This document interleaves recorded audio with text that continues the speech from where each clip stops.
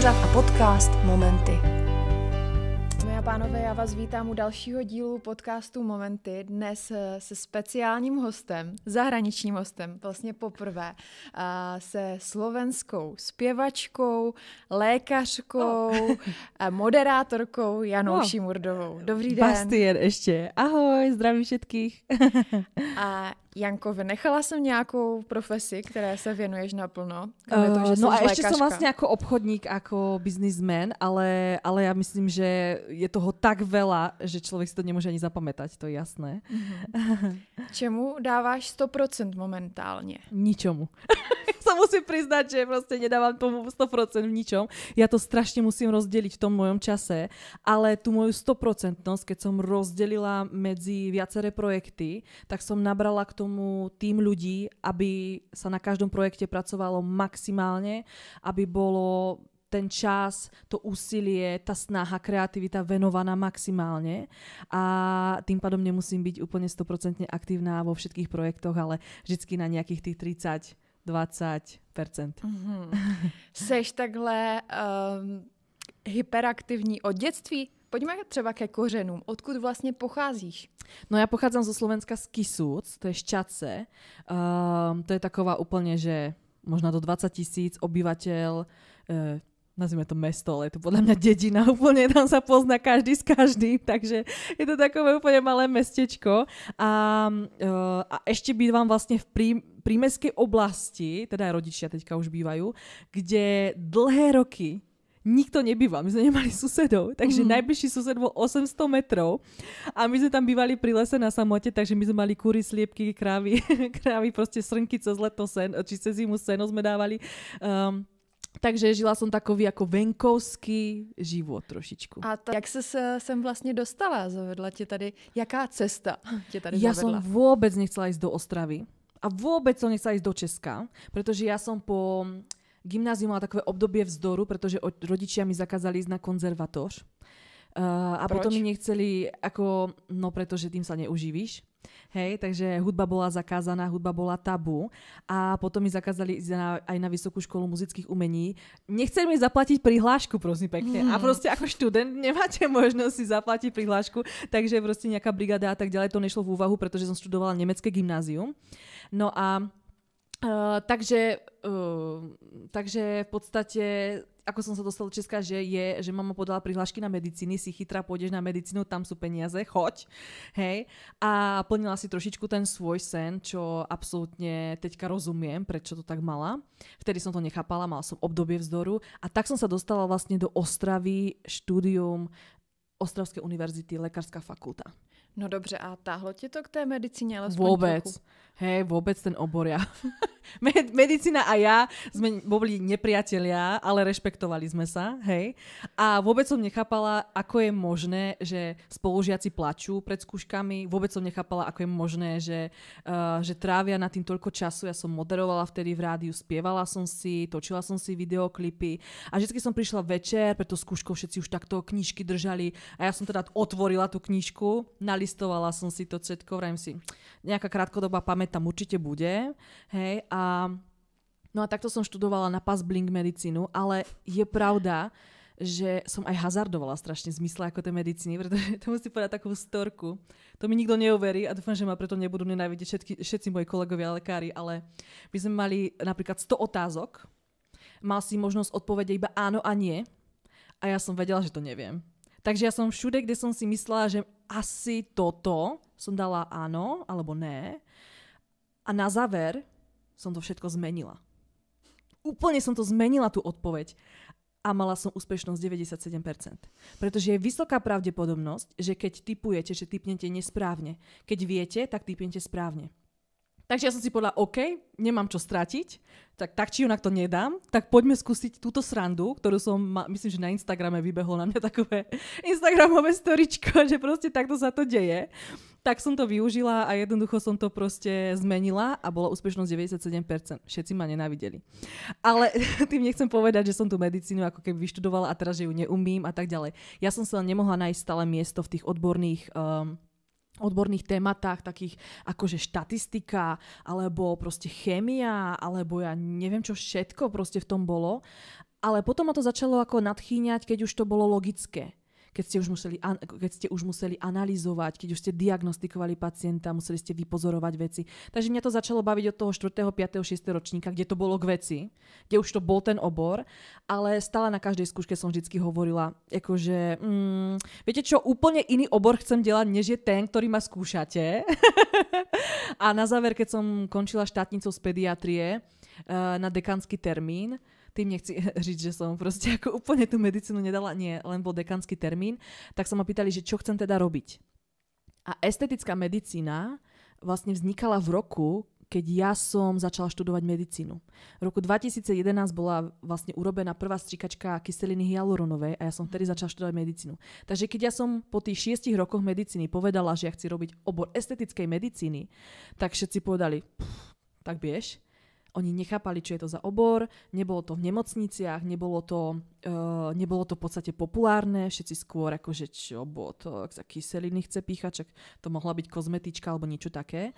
A ja som vlastne začínala vlastne s týmto oborom, keď bol veľmi, veľmi mladučký, keď nebolo ešte vôbec toľko preparátov, ako je v dnešnej dobe, pretože tento obor strašne rýchlo nastupuje a rastie a mení sa a aj prístup k obličeji sa mení. Takže ja som nastúpila na ten vlak umelecky, ale v medicíne. A popri tom som si samozrejme robila to svoje umenie, ktoré ma baví i v tej hudbe, v moderovaní, vo všetkom.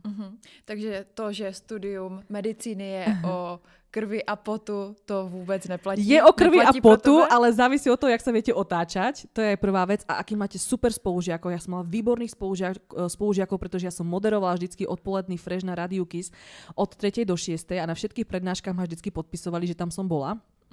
Takže boli skvelí, spolupracovali so mnou, pomáhali mi. Keď som nejakú skúšku vlastne dávala, tak so mnou o tom mluvili. Lebo ja mám dysgrafii a dyslexii. To znamená, že vlastne mne sa ako keby preskakujú písmenka, alebo že nepochopím úplne čtené slovo. Takže ja to potrebujem počuť. Takže spolužiaci, keď o tom vlastne ako v kuchyni hovorili, ja som otvorila dvere do izby a ja som ich iba počúvala. A tým pádom to na mňa úplne sa nalepilo.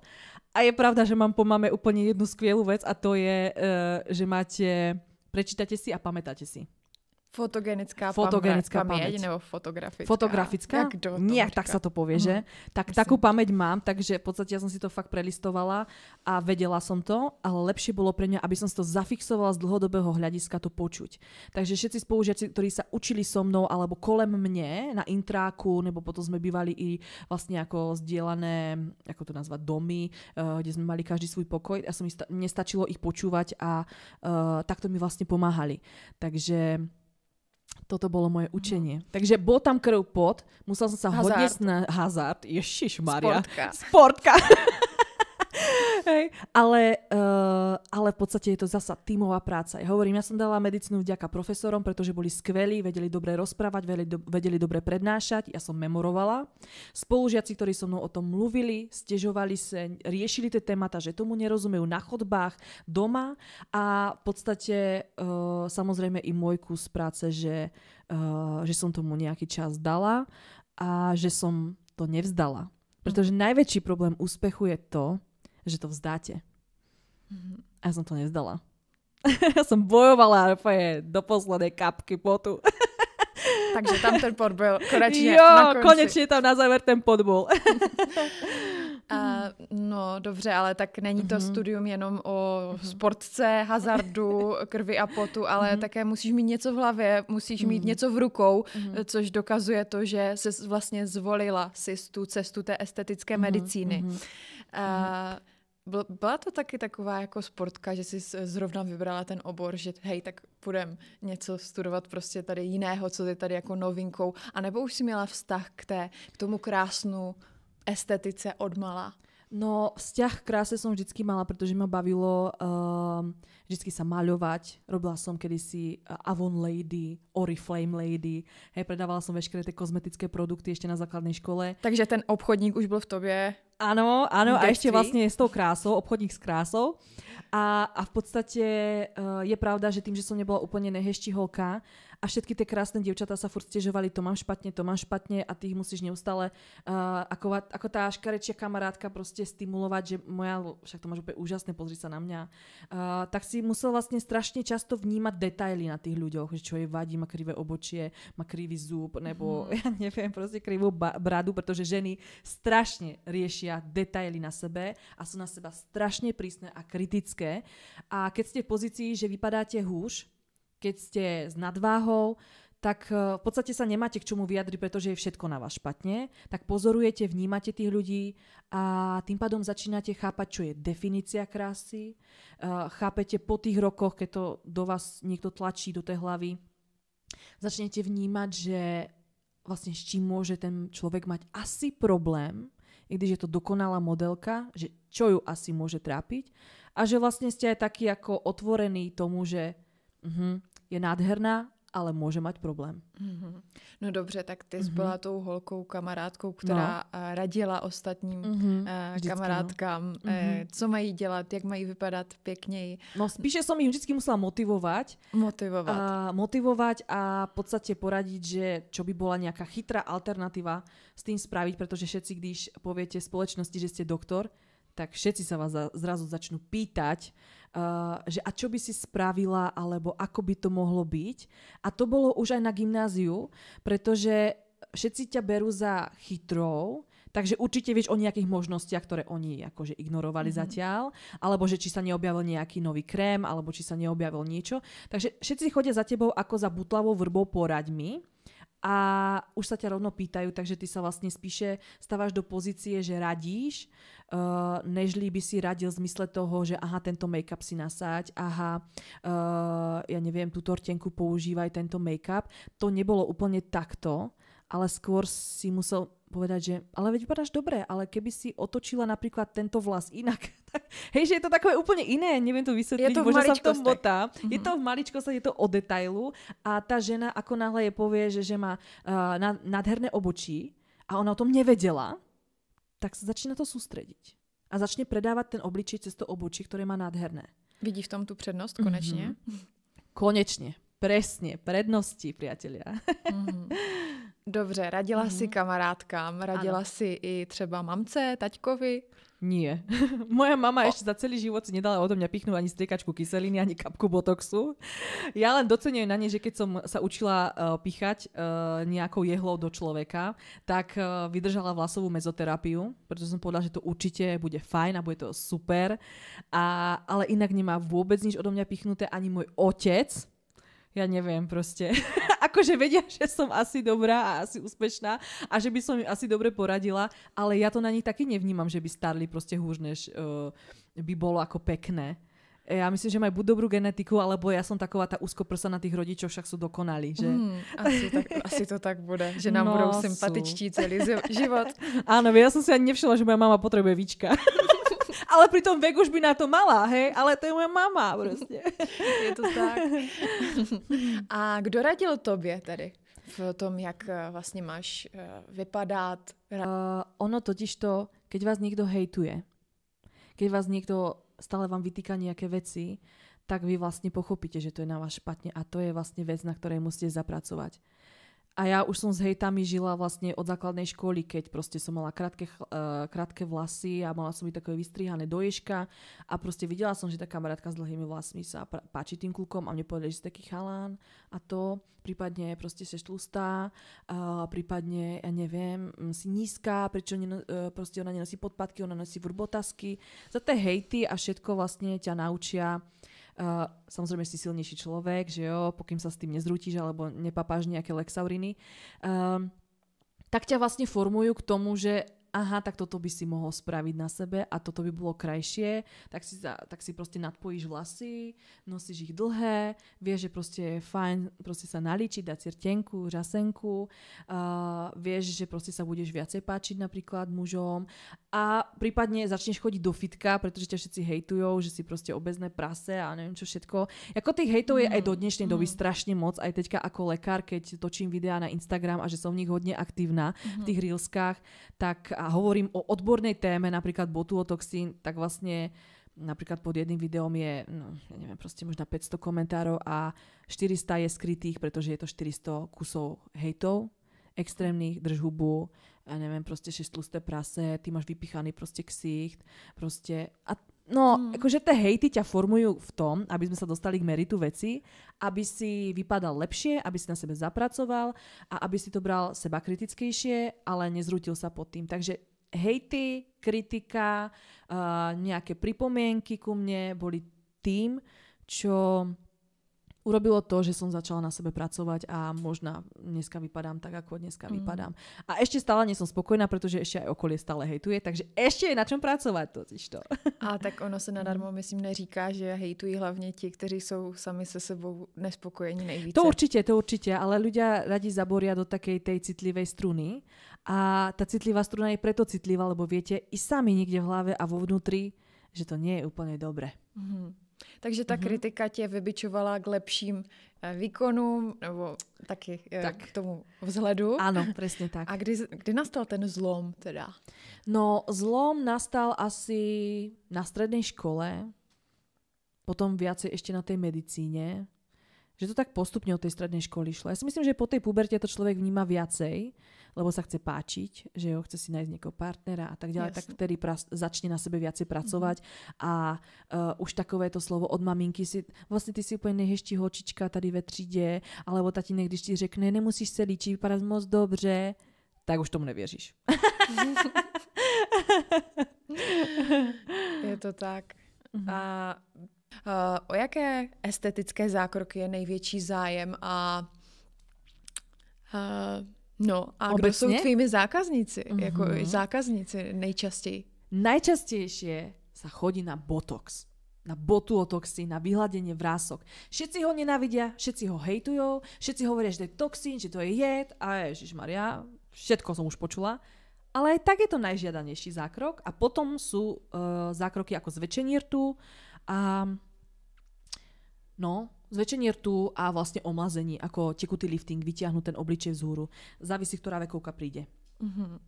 A seš pro přirozenější zákroky, nebo i pokud to té ženě sluší, tak ať je trošku třeba víc zkrášlena klidně, že si třeba dovolíš i víc jí nabídnout tady nějakou službu, tak aby vypadala opravdu jako pěkně, když chce. Ja som v tomto strašne otvorená, ja ľudí nesúdim, pretože viem, aké to je byť súdeným, takže pokiaľ je to v mojich možnostiach tomu človeku poradiť a formovať jeho mindset, tak formujem ľudí v ordinácii, že toto vám slúši viac, toto už je za hranicou, ale pokud ju chcete prekročiť, tak prekročím ju s vami. Môžeme to proste spoločne nejak uhlídať. Pokud ona to delá z dôvodu psychiky, tak není na mieste odo mňa, aby som jej to zakazovala. Ona pôjde o dvere vedľa. Ja ale mám prostor, keď jej to urobím ja tie veľké rty. Ale nemusí sa tým prezentovať, že to robím. Urobím veľké rty, tak jej môžem uleviť psychicky, môžem ju tým potešiť a ona môže dostať vlastne mnohem väčšie sebavedomie, napríklad vyriešiť ten daný problém, pre ktorý to robí. Ale vrajím, prirodzenosť je to, čo mám rada na tej estetike, je to kumšt lekára urobiť prirodzený výsledok a dlhodobo udržať človeka v tom prirodzenom, hezkom, krásnom, normálnom. Ale takzvané beautifikace, čím ďalej tým viacej trend z Ameriky, prípadne aj z Ruska, tam už proste tá estetika je skôr na rovine ty nemáš zákrok, ty si divná. Hej? Tu sme v Česku ešte takí, že má zákrok, dobre, akceptujem to, rešpektujem to, ale ja napríklad nechodím.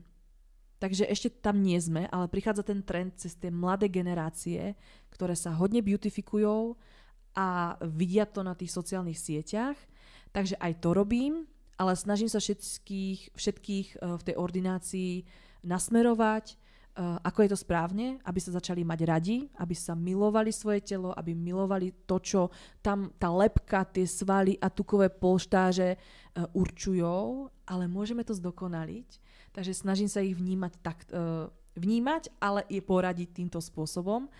Ale niekedy to nejde a v podstate robím veľké premeny. Pojďme si to přiblížit konečně, tu další tvou lásku, kterou máš. Hudba, presne tak. V podstate celú medicínu beriem ako cestu k hudbe. Pretože vlastne vďaka medicíne sa môžem venovať hudbe, môžem si zaplatiť CDčko, môžem si zaplatiť LPčko, môžem si zaplatiť videoklip a žiť si ten svoj sen. Ale je pravda, že to delím. Pondelok, utorok, streda som biznismen a som doktorkou. A štvrtok, piatok, sobota, nedeľa sa venujem čisto len hudbe, čisto len moderovaniu, čisto len natáčaniu nejakých podcastov, rozhovorom, niečomu, čo je kreatívne. Takže to mám podelené, aby som bola spevačkou a aj doktorkou. A je pravda, že vlastne tento rok sa mi povedlo to robiť tak, že som už menej doktorkou, nežli spevačkou. Že som musela síce odmietnúť strašne veľké množství spoluprác, moderovaniu, prednášaniu na rôznych kongresoch. Musela som to odmietnúť kvôli tomu, že chcem teďka v tomto veku ešte takzvané stihnúť tú vlnu, kedy je možnosť, že niečo dokážete aj v tej hudbe a tej muzike. A samozrejme potom už chcete iné veci, ako je rodina, dom, ja neviem, dovolenka napríklad. Jasne, takže cítiš to, že teď je ten nejvyšší čas. Teď je ten najväčší čas a aj sa mi vlastne celkom zaklopem. Sa mi aj celkom darí. V podstate, ja neviem, kedy bude odvysielaný podcast, ale idem teďka túr z Miraj, slovenské klubové túr, takže dostal som takúto obrovskú príležitosť a dar do života, že si môžem zaspievať s takouto Ačkou úžasnou, krásnou hviezdou a vlastne prezentovať aj svoju muziku so svojou kapelou. Mám zabukovaných strašne veľké množstvo koncertov, taktiež veľa rozhovorov. Vydávame desku, krstili sme teraz v Ostrave, teraz budeme krstiť v Prahe, album Devítka. Tohle je další dár, já ti za něj moc děkuju. S radosťou. Kdybychom si měli přiblížit tu desku. Je to, která v pořadí tvá deska? To je druhá deska, ktorú som za život vydala a je prvá deska v českom a slovenskom jazyku, pretože je tam aj jeden duet s Peťom Harazínom z kapely Nebe. A to je jediný človek, ktorý ma neodmietol so mnou spolupracovať na deske a myslím, že sa to časom zmení a budú chcieť so mnou spolupracovať viacerí z českej scény, pretože to podľa mňa bude stáť za to. Ale je to jediný, takže som na ňu veľmi hrdá a je tam vlastne 9 príbehov žien, ktoré sa zamýšľajú nad spôsobmi vzťahov, ako vlastne ich riešiť, neriešiť a aj vlastne nad štýlom života. Je tam napríklad skladba Hrdozobec, ktorá je úplne šialená, vulgárna pesnička. Hrdozobec je taková tá slepice z Harryho Pottera, ktorej sa musíte ukloniť, aby vám dovolila vás osedlať. Jo, to znamená, a tak niekedy ženy takové sú v živote. Pak tam je bez retuší, ako vlastne pracovať so svojím ja. Pýtam sa, kto si ty, kto som ja, aby sme bez retuší vlastne pristupovali k vzťahom. Je to taková univerzálna deska, ktorá chce hovoriť k ženám, aby pochopili, že nie sú na veškeré vzťahy a problémy v nich samé a aby ste tam našli aj kúsok seba a možno nejakú štípku nádeje, pretože každý ten song má v sobě nádej, že to bude lepšie. A takto ja píšem a možno je to aj vďaka tomu všetkému, čo som vlastne ako zažila v tom živote. Je to možno aj to vlastne, že medicína ma učí sa napájať na tých ľudí a tam to prenášam. Že toto je vlastne spojenie doktorky Janky, spojenie Jany Bastien a všetkých tých mojich svetov, ktoré žijem, v ktorých sa snažím uspieť a v podstate je to moja identita. Takže polovinu týdne žiješ s identitou Jany Šimurdové a polovinu týdne s identitou Jany Bastien. Presne tak. Ja myslím, že bipolárna porucha nebola diagnostikovaná, ale keby náhodou niekto chcel ma na týždeň zavrieť na psychiatriu, tak určite rada pôjdem, ja si oddychnem a nalejte do mňa všetky lieky, to bude úplne chill, to bude úplne super, ale žiaľ nemám bipolárnu poruchu, ale je to proste tie dva svety sú trošku odlišné. V každom svete musíš inak komunikovať, inak vystupuješ, ale všetci sa ťa pýtajú vlastne, tak si to viac, alebo to si viac. Ja hovorím, nie, veď ja som stále umelec. Či som umelec v ordinácii, alebo umelec tady na deske, pretože píšem texty, skladám hudbu, proste venujem sa tomu performance a mluvení, tak vlastne stále si umelec. Veď zober si, že Leonardo da Vinci bol anatóm, písal, bol maliar, takže no presne tak. Tak on to dokázal v nejakom 18. století, mám pocit. Tak čo ja? Čo ja? To nemám dať? Nezvládnem? Je to zakázané zrazu? Nie, nie zakázané. Dobre to bude. Takže ja si to užívam, že to mám vlastne takto podelené a že vôbec ten čas na to môžem mať, pretože je pravda, že som ordinovala častokrát 12 denodenne, to sa tiež na mojom zdraví a na mojej vlastne fyzičke prejavilo, ale ja som vedela, že makám na sebe hlavne pre niečo a to bola tá muzika a tá hudba.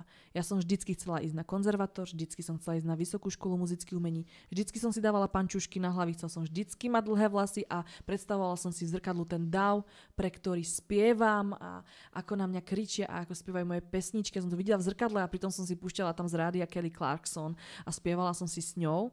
Takže ja som tým vždycky žila a vlastne tá medicína je skutočne cestou, ako sa môžem vlastne tej hudbe venovať. A je pravda, že časom, možno to nie je dneska alebo zajtra, ale časom by som chcela s medicínou úplne skončiť, ale nechať tú svoju kliniku Bestie Clinic, čo je Best Friend Clinic, ako prostor pre všetkých, ktorí, aj lekárov, ktorí chcú žiť ten svoj sen, ktorí vlastne chcú byť v takom dobrom prostredí, chcú mať kvalitu za sebou, značku kvality, tak by som chcela nechať, nech funguje a ja budem vlastne tam skladať si upíjana a potom prídem na recepciu si sadnúť na kavičku a pozrieť, ako sa všetkým darí a ako žijú ten svůj sen. To jsou krásné sny a krásně si to propojuješ velmi zajímavě. Ještě mi napadá otázka, co ti na to ostatní lékaři třeba říkají, na to tvé propojení vlastně takové, řekněme, zvláštní. Ano, ne každý je lékař, ne každý dělá denně estetickou medicínu a do toho si ještě zpívá a je hviezdou. Ježiš, ďakujem moc, to si vážim. To som vždycky taková neistá, keď ma takto niekto hodne pochváli, takže ono totiž to, mám pocit, že niektorí to obdivujú, niektorí proste závidia a niektorí proste ťa za to odsudzujú, takže stretávam sa so všetkými 3 názormi.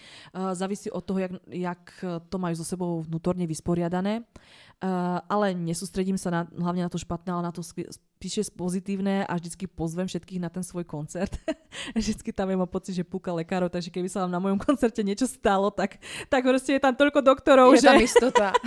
Že sa vám určite nič nestane. Hej, to je asi jediný koncert, kde o vás bude úplne 100% postarané od ortopédie až podľa mňa po chirurgiu. A estetický základ. A ešte estetiku, ešte budete aj krásne, keď budete umierať. To bol teda čierny humor. takže pozývam si aj tých kolegov doktorov, niektorí to fakt obdivujú, ale niektorí to nemajú radi. Hovoria, že v podstate som není pravý lekár a že vlastne aj ten obor, ktorý delám, není pravým oborom a tak. Takže sú tam 2 protipóly, ale sú klienti, ktorí to v podstate neriešia a vlastne tú moju identitu Jany Bastien ani nepoznajú, takže idú za doktorkou Jankou do ordinácie, vôbec nezaujíma, či existuje nejaká Jana Bastien, ktorá spieva. A potom mám klientov, ktorí majú like aj na mojom Instagramovom profile Jana Bastien, pretože sa im páči, že spievam. Takže sú takové dva svety a protipóly, ale je pravda, že keď som študovala ešte medicínu, robila v rádiu a snažila sa o ten svoj sen, tak vtedy som cítila väčší odpor voči mne. Že mi dávali dislajky na YouTube, nepozývali ma spievať na koncerty. Viem, že veľa kamarátov z umeleckej branže organizovalo festivaly, nepozvali ma, pretože im vadilo, že študuješ medicínu a že mal by si byť viac doktor. Ale teraz, keď zistili, že vlastne som to dokázala hezky prepojiť, že som úspešná aj v tej estetike a možno, aby niečo po mne chceli, tak vlastne teďka ma pozývajú. Niekedy mám pocit, že sa až vtierajú, je to hrozné.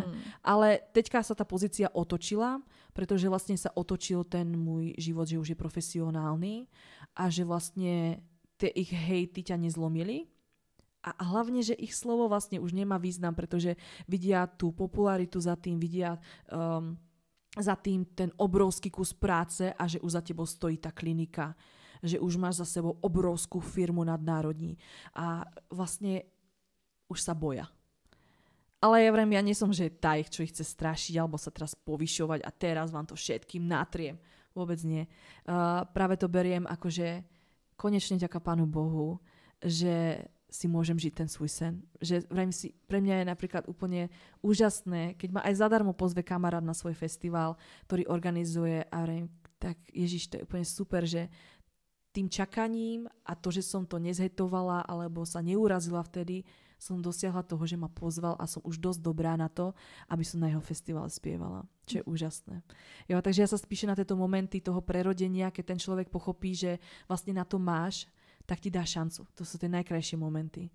Hej, ja teraz vlastne môžem povedať taký úžasný moment, že vlastne celých 7 alebo 8 rokov chodím do hudobnej školy a nedostala som nikdy príležitosť spievať z Moravskoslezského symfónietou.